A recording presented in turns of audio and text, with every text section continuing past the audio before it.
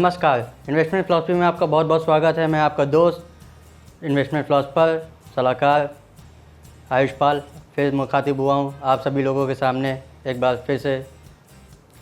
आज का विषय है, बहुत ही पॉपुलर विषय है और स्टॉक मार्केट का जो ये आज जो इंट्राडे के ऊपर मेरा सब्जेक्ट है ये बहुत ही पॉपुलर है और हर कोई ललायित रहता है इस विषय के बारे में जानने के लिए कि इंट्राडे की क्या स्ट्रेटजी होनी चाहिए। तो आज का विषय मैं इसी पे बातचीत करूँगा और उम्मीद है कि आप सब लोग बहुत अच्छे होंगे। मेरा पूरा इन्वेस्टमेंट फिलॉसफी का जो फैमिली है वो सब बहुत अच्छे होंगे। शाम का वक्त है, आप लोग के साथ बैठा हूँ। इन्वेस्टमेंट फिलॉसफी तो एक अलग चीज़ है और ये बहुत बोरिंग भरा चीज़ है, क्योंकि फ़िलॉसफी का नाम सुनते ही बहुत बड़ा अपने आप में बहुत बोरियत होती है। लेकिन इंट्राडे एक ऐसी स्ट्रेटजी है कि जो एक ऐसा प्लेटफॉर्म है कि इसमें आपको बोरियत नहीं आती, बल्कि तो आपका मज़ा आता है।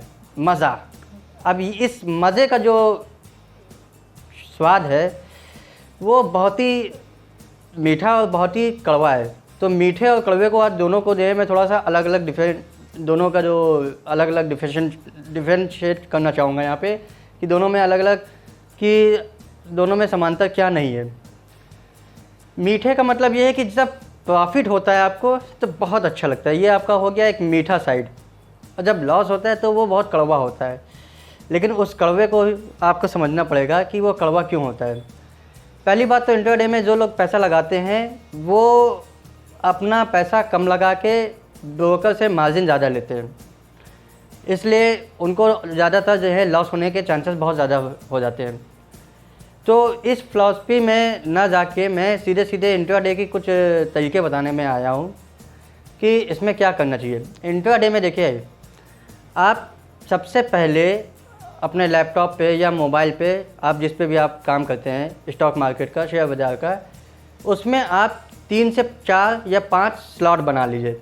स्लॉट का मतलब एक स्लॉट में आप अपने नाम से भी स्लॉट बना सकते हैं। एक स्लॉट में 50 कंपनी लिस्ट हो जाती है, ठीक। अब उसमें आप 4-5 तक आपका स्लॉट बन जाता है। अब 5 स्लॉट का मतलब हो गया एक में 50 तो 5 में 250 कंपनी आपकी लिस्ट हो गई, ठीक। अगर आप 250 कंपनी को नहीं देख सकते हैं तो कम से कम 2 स्लॉट तो बना लीजिए जिसमें आपकी 100 कंपनी एक साथ लिस्ट हो जाती है। अब उस 100 कंपनियों को आप पहले इसको रेगुलर बेसिस पे स्टडी करना सीखिए कि इसका प्राइस का जो मूवमेंट है वो ऊपर कितना जाता है, नीचे कितना जाता है, ठीक है। और उस स्लॉट में जो आप कंपनियां रखते हैं वो आपको इस तरीके से रखनी चाहिए कि जो कंपनियां अच्छी परफॉर्मेंस करने वाली हैं, ठीक है, उसमें कूड़ा गंदगी आपको रखनी नहीं है। पहली बात तो इंट्राडे में एक चीज़ हमेशा ध्यान रखिए, दांव वहीं खेलिए जहाँ पे आपका पैसा अगर छूटने वाला भी है। मतलब अगर आज आपका प्रॉफिट नहीं होने वाला है लेकिन आपको उम्मीद होनी चाहिए कि कल या परसों या 5 दिन बाद आपको वहाँ पे हो जाएगा, तो पहला तो नियम ये होना चाहिए कि इंट्राडे में आपको वही कंपनियां चूज़ करनी है जिस कंपनियों में आपको लॉस ना होने पाए और आप वो माल अपने घर ले जा सके, डिलीवरी उठा सके। मेरा मीनिंग ये है, घर ले जाने का जो मतलब है, मीनिंग है वो ये है कि डिलीवरी पे आप उठा लीजिए। अब इंट्राडे का जो स्टार्टिंग होता है सुबह का, एक तो मैंने चीज़ें आपको ये बता दी। एक थोड़ी सी आज यहाँ पे मैं एस्ट्रोलॉजी की भी बात करूँगा। देखिए, हर एक को कुछ ना कुछ सूट करता है और कुछ चीज़ें ऐसी होती है जो सूट नहीं करता है। फॉर एग्जांपल मेरे लिए चाहे कितना भी अच्छी कंपनी क्यों ना हो, चाहे वो बहुत बढ़िया क्वालिटी कंपनी क्यों ना हो, लेकिन मुझे लोहा सूट नहीं करता है, तो मैं कभी भी स्टॉक मार्केट में लोहे पे पैसा नहीं लगाता हूँ। ये मैं अपना खुद का पर्सपेक्टिव आपको अपना नज़रिया बता रहा हूँ कि मैं कभी भी, चाहे वो कितना भी अच्छा क्यों ना हो, कितना भी अच्छे से अच्छा कंपनी क्यों ना हो, बहुत बढ़िया परफॉर्मेंस करने वाली है, लेकिन मैं कभी भी क्या कहते हैं लोहे पे पैसा नहीं लगाता हूँ, ठीक है।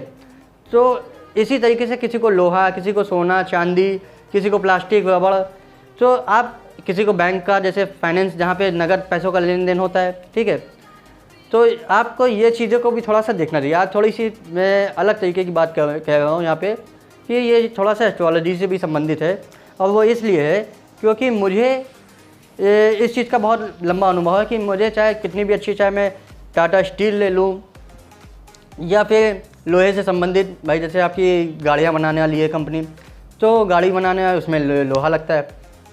इस प्रकार की जो हैं, चाहे फिर वो मैं आयशर मोटर ले लूँ, चाहे टाटा स्टील ले लूँ, तो मैं उन कंपनियों में, या हैवेल्स ले लूँ, उसमें भी आपका जो है तांबा यूज़ होता है। तो मुझे इन प्रकार की जो धातु होती हैं ये बिल्कुल सूट नहीं करती, तो मैं इसमें पैसा लगाता ही नहीं हूँ। अब अच्छी है, मैं जानता हूँ कंपनी अच्छी है, लेकिन मुझे तो लॉस होता है। तो मेरा काम तो वहीं होने वाला है ना जहाँ मुझे प्रॉफिट होना है। तो जहाँ प्रॉफिट नहीं होगा तो मैं वहाँ पे क्यों पैसा लगाऊँ। मुझे फाइनेंस कंपनी अच्छी लगती है, फाइनेंस कंपनी मुझे सूट करती है। जो रबड़, प्लास्टिक, सोना ये बनाने वाली होती है वो अच्छी लगती है, उसमें मुझे फ़ायदा हो जाता है। और मैं डायरेक्ट जो लोन बांटने वाली कंपनियाँ होती हैं उनमें फ़ायदा होता है। तो मैं इस तरीके से अपना काम करता हूँ। तो आप तो पहले ये चीज़ समझ लीजिए कि आपको क्या सूट करता है। जो आपको सूट करे आपके नक्षत्र और ग्रह राशियों के हिसाब से, पहले तो वो आप उस चीज़ को पकड़िए और उसमें छोटा ट्रेड उठा के देखिए कि आपको सूट कर रहा है कि नहीं कर रहा है। जैसे मुझे लोहा सूट नहीं करता है, मैंने 2-4 बार ट्राई मारा, 8 बार मारा, 10 बार मारा, फिर उसके बाद मैंने उसको हटा दिया, ठीक है। और उसके बाद कभी अच्छा भी लगता है कि मौका यहाँ मिल रहा है, लेकिन मैं मौके को वहाँ पे फ़ायदा और लाभ उठाने के चक्कर में अपना पैसा नहीं लगाता हूँ, मुझे डाउन हो जाएगा और वहाँ पे मेरा नुकसान हो जाएगा। अब एक तो ये एस्ट्रोलॉजी वाली बात हो गई। दूसरी चीज़ ये आती है कि इंट्राडे में हमें किस तरीके से काम करना चाहिए। अब मान लीजिए कोई स्टॉक कभी कभी बहुत तेज़ी से रनअप कर रहा है, 2%, 3%, 4%, 5%, तो उसमें आप मार्केट की डेप्थ को देखिए।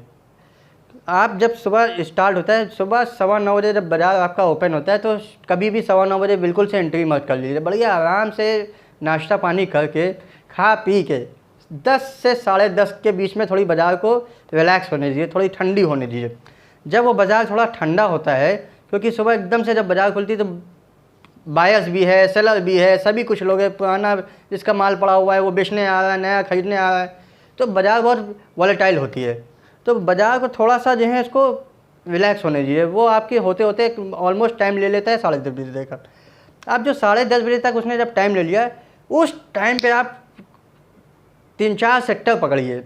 जैसे आप जो है पूरा जो है आप निफ्टी है, निफ्टी में आप देखिए टॉप गेनर्स कौन जा रहा है, टॉप लूज़र कौन जा रहा है, ठीक है। अब उसमें आपको स्ट्रेटेजी समझनी है कि हमें यहाँ पे कौन सा कंपनी, कौन सा सेक्टर जो है इस समय मेरा जो टॉप गेनर्स में है, अगर उसका मूवमेंट, उसका जो मार्केट डेप्थ है, वो बायर्स बहुत ज़्यादा एग्रेसिवली लगे हुए हैं और 1-1.5% वो नीचे से ऊपर उठ चुका है, तो उसमें आप अपना दांव खेलिए।